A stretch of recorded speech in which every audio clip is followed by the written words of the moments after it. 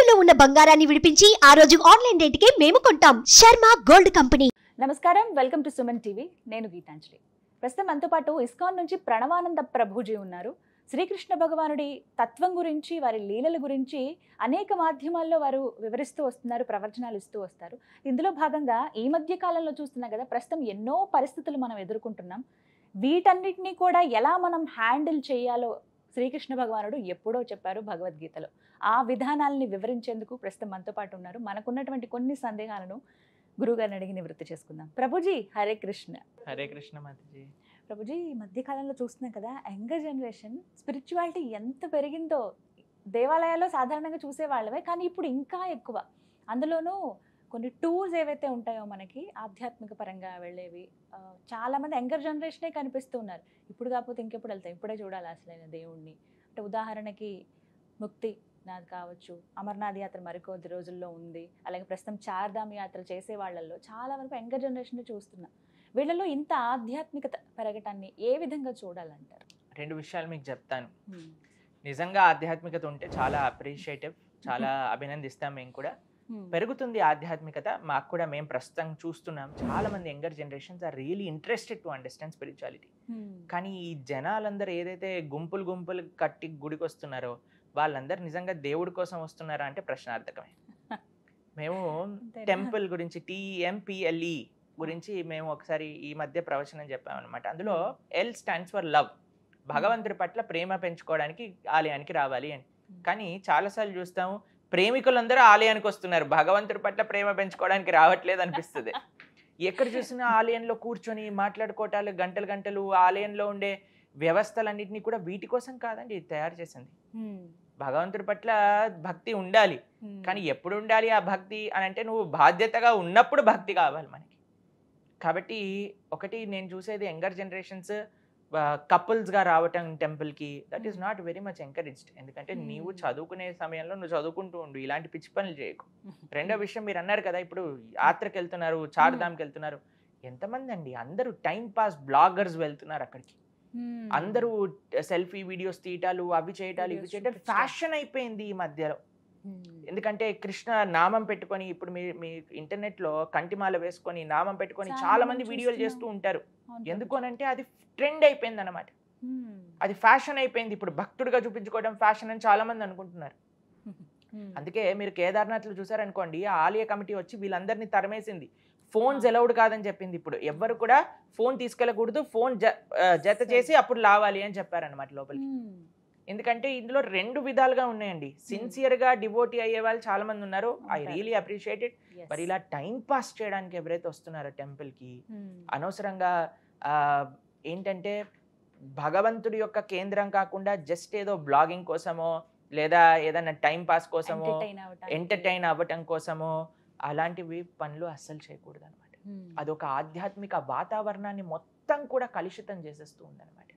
అరే, భగవంతుడి యొక్క సౌందర్యం కోసం వచ్చావు, భగవంతుడి యొక్క దర్శనం కోసం వచ్చావు, చాలా సంతోషం, భగవంతుడి దర్శనం చేసుకో, 2 నిమిషాలు కూర్చో, నా సంకీర్తనలో పాల్గొను, ధ్యానం చేసుకో, ప్రదక్షిణ చెయ్యి, స్వామికి ప్రార్థన చేసుకో, నీ దగ్గర ఉండే ఆలోచనలు, నీ ఉండే ప్రార్థనలు అన్నీ స్వామికి చెప్పుకో, ప్రసాదం తీసుకొని వెళ్ళిపో. అంతేకాని మిగతా పనులన్నీ ఫోన్లు తీసి బ్లాగింగ్ చేసి, ఇది చేసి అది చేసి, అక్కడ ఏదో టైం పాస్కి మాత్రం ఆలయానికి రాకూడదు. టైం పాస్ కోసం ఏదో టూరిస్ట్ మెంటాలిటీతో మనం ఎప్పుడు తీర్థయాత్రలు చేయకూడదు. కాబట్టి యూత్ వెళ్తున్నారు, భక్తితో వెళ్తే నాకంటే సంతోషం ఇంకెవరు పడరు. ఎందుకంటే ఎప్పుడు ఒకటే మా మనసులో ఉంటుంది, ఎలా యూత్కి ఆధ్యాత్మిక విశేషాలు తెలియజేయాలి అని ఎప్పుడూ చెప్తూ ఉంటారు మీరు కూడా. మా తపన, మేము ఇన్స్టాగ్రామ్లో ఈ యూట్యూబ్లో రావడానికి అన్నిటికంటే ముఖ్యమైన ఆలోచనే ఇది. ఎలా మేము ఈ ధర్మం గురించి సింప్లిఫై చేసి ఈ జనరేషన్ పిల్లలకి చెప్పగలం. మేము ఎప్పుడైనా పెద్దవాళ్ళతో మాట్లాడాలంటే అంత సమయం ఉన్నా లేకపోయినా మేము ఆలోచించి మాట్లాడతాం. కానీ ఎవరైనా యూత్ కానీ పిల్లవాడు కానీ నా దగ్గరికి వస్తే ఎంత సమయమైనా ఇవ్వడానికి రెడీగా ఉంటాం అనమాట. ఎందుకంటే వాళ్ళు మారితే మన దేశ భవిష్యత్తు మారిపోతుంది కదా. కాబట్టి నాకు ఎప్పుడూ ఒక తపన ఉంటుంది, అందరు ఆధ్యాత్మికవేత్తల తపన అదే అనుకోండి, ఇంకో విషయం లేదు. ఎందుకు మేము ఇంత ప్రయత్నిస్తున్నాము, ఎన్ని విషయాలు చెప్పడానికి ప్రయత్నిస్తున్నాం అంటే, ఎవరో ఒకళ్ళు ఈ భారతదేశ రేపటి పౌరులు కానీ మారితే, ఇప్పుడు ఎలా జనరేషన్ మారిపోయింది అని అంటే ఎన్ని అక్కర్లేని విషయాలలో టైం పాస్ చేసేస్తున్నారు. అటు బిగ్ బాస్ అని చూట్టాలు, తర్వాత ఐపీఎల్స్ అని వచ్చేసాయి, నెట్ఫ్లిక్స్, అమెజాన్, అవి ఇవి Addict ఎప్పుడు అయిపోతున్నారు ఏదో ఒక విషయాలలో చూస్తూ. ఆ ఇన్స్టాగ్రామ్లో అండి ఎవరైనా మీరు చెప్పండి, వాళ్ళ జీవితాల్లో ఉండే దుఃఖాలని పెడతారా ఇన్స్టాగ్రామ్లో? మీరు ఎప్పుడైనా వాట్సాప్ స్టోరీగా మన జీవితాల్లో ఉండే దుఃఖం సన్నివేశం పెట్టారా అండి? నేను ఈరోజు బాధ వేస్తుంది, నాకు ఈరోజు ఇది జీవితంలో ఏదైనా మంచిది ఉంటే కదండి పెడతాం. కాబట్టి అందరూ ప్రపంచంలో ఉండే మంచిని చూస్తూ చూస్తూ అనుకుంటున్నారు ప్రపంచం అంతా బాగానే ఉంది, నేను ఒక్కనే ఇలా ఏడ్చాను అని ఏడుస్తున్నారు. కానీ తెలియదు అందరి పరిస్థితి ఇదే ఉందయ్యా, ఎక్కడో ఒక చోట వచ్చిన మంచి విషయాలను వాళ్ళు చెప్తున్నారు. కాబట్టి ఒక ఇంటర్నెట్ వరల్డ్ రియాలిటీకి చాలా డిఫరెన్స్ ఉన్నది, అది తెలుసుకోవాలి ఫస్ట్. తర్వాత ఎవరు ఈ యూత్ ఈ ప్రస్తుత సమాజంలో రోల్ మోడల్స్గా ఎవరు అనుకుంటున్నారు? మేము మా గురువుగారి ప్రవచనాన్ని వినడానికి, కీర్తన వినడానికి యూట్యూబ్ ఓపెన్ చేస్తే అండి రమ్మీ సర్కిల్ అని వస్తుంది, గుట్కా యాడ్ వస్తుంది, ఇది వస్తుంది. ఎవరండి దాన్ని ప్రమోట్ చేసేది? పెద్ద పెద్ద హీరోలు, స్టార్స్ అందరూ. అసలు ఏదో తుచ్చాముచ్చ స్టార్ కూడా కాదండి, అసలు పెద్ద హీరోలు పేరు చెప్పొద్దు కానీ నేను మీ అందరికీ తెలిసిందే ఎవరు ప్రమోట్ చేస్తున్నారని.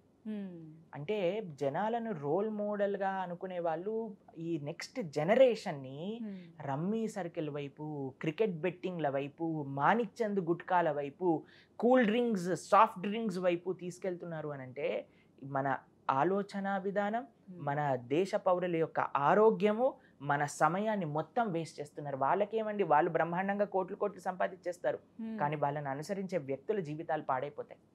స్పాయిల్ అయ్యేదంతా వీళ్ళ లైఫ్. కాబట్టి ఎవరిని మనం రోల్ మోడల్గా తీసుకోవాలి, ఎవరు మనం ఆలోచన చేయాలి? అసలు ఇప్పుడు మేము చాలా మందితో మాట్లాడతాం, దేశ పాలిటిక్స్ గురించి వాళ్ళకి ఏం అవగాహన లేదండి. అసలు దేశంలో ఏమవుతుంది, ఏం కష్టాలు ఉన్నాయి, దేశ సంస్కృతి ఏంటి, ఇవేమీ వాళ్ళకి తెలియదు. కానీ ఏదన్నా సినిమా హీరో గురించి అడగండి మొత్తం చెప్పేస్తారు, ఏదన్నా పాప్ సింగర్ గురించి చెప్పండి మొత్తం విషయాలు చెప్తారు, అమెరికా గురించి అడగండి చెప్తారు. అరే నీ దేశం వద్దు, నీ సంస్కృతి వద్దు, నీ విషయాలు వద్దు, కానీ ప్రపంచం మొత్తం కూడా నాకు తెలుస్తుంది అంటే దానివల్ల అవసరం ఏంటి చెప్పండి? ఎంతగా మారిపోతుంది మన సంస్కృతి, అదే మా బాధ. ఎలాగైనా సరే యువత అంటే వాళ్ళు చెడవాళ్ళని మేము అస్సలు చెప్పట్లేదండి, మన యువతలో ఉండే శక్తి చాలా గొప్ప శక్తి, అందరికంటే ఎక్కువ యూత్ ఉన్న దేశం మన దేశమేట. కానీ మా తపన ఏంటంటే అయ్యో తప్పుడు చేతులలో పడిపోతున్నారే, తప్పుడు అలవాట్లలో పడిపోతున్నారే, తప్పుడు ఆలోచనలో పడిపోతున్నారనే బాధ తప్ప మిగతాదేం లేదండి. కాబట్టి యూత్ కానీ అర్థం చేసుకొని నిన్ననే మేము ఒక గీతా విజ్డమ్ అని స్టార్ట్ చేసాం. ఎంత సిన్సియర్గా వచ్చారు పిల్లల, 18 to 30 years మధ్యలో ఉన్న వాళ్ళు, ఇంజనీరింగ్ చదువుతున్న వాళ్ళు, డాక్టర్ చదువుతున్న వాళ్ళు, సాఫ్ట్వేర్ ఇంజనీర్స్, లాయర్స్ అందరు వచ్చారు. ఎంత ఆధ్యాత్మికంగా విని దాన్ని అర్థం చేసుకొని మళ్ళీ మాకు మెయిల్స్ కూడా రాశారనమాట మా క్లాస్లో ఏం నచ్చిందని వాళ్ళకి. కాబట్టి అటువంటి వాళ్ళు ఉన్నారు. మాకు ఏంటంటే ఒకటే తపన, వాళ్ళని మంచి డైరెక్షన్లో తీసుకెళ్ళాలి, అలా వెళ్ళాలి, జీవితంలో సక్సెస్ అవ్వాలి, తల్లిదండ్రులని, దేశాన్ని, సంస్కృతిని, ధర్మాన్ని కాపాడే వ్యక్తులు అవ్వాలి. కానీ ఎంత ఎనర్జీ ఉంటుంది తెలుసా అండి యూత్లో. ఇప్పుడు నాకు వాట్ ఎవర్ ఏజ్ ఐఎమ్, ఇప్పుడు నేను చేయగలిగిన సేవ, నేను చేసినంత ట్రావెల్ ఆఫ్టర్ 20-25 years నేను చేస్తానో చేయనో తెలియదు, కానీ ఇప్పుడు మా శక్తిని కరెక్ట్ డైరెక్షన్లో యూజ్ చేశాం కాబట్టి ఇంత సర్వీస్ చేయగలుగుతాం. కరెక్ట్. కాబట్టి ఆ శక్తి, ఆ ఎనర్జీ, ఆ టైం, ఆ మనీ, ఆ ఇంటెలిజెన్స్ మంచి వేలో యూజ్ చేయాలి. అందుకోసం యువత కానీ అది ఆలయంలోకి వచ్చి తీర్థయాత్రకు వెళ్ళటం వల్ల వాళ్ళకి ఆ శక్తి వస్తుంది అంటే definitely well and good, but not for any bad reasons. అది మనం ఎంకరేజ్ చేయట్లేదు అనమాట. కాబట్టి యువత నిజంగా మనకి మంచి ప్రోగ్రామ్స్ ద్వారా మంచి ఆధ్యాత్మిక విశేషాలు, మాకు తెలిసిన వాళ్ళు 100 మంది ఉన్నారండి. మన ప్రవచనాలు శ్రవణం చేయటం వల్ల ఆధ్యాత్మిక మార్గంలో ఉన్న వాళ్ళు 100 మంది తెలుసు మాకు. కాబట్టి అలా 100,000, 1,000, లక్షలు, కోట్లు అవుతే ఆ భారతదేశం బాగుంటుంది. ఒక చేంజ్ అనేది వస్తే ఖచ్చితంగా నెక్స్ట్ ఫ్యూచర్ జనరేషన్స్ ఇంకా బాగుంటాయి. వీళ్ళని చూసి ఇంకా వాళ్ళు కూడా నేర్చుకుంటారు. చాలా చక్కగా వివరించారు ప్రభుజీ, ధన్యవాదాలు. హరే కృష్ణ.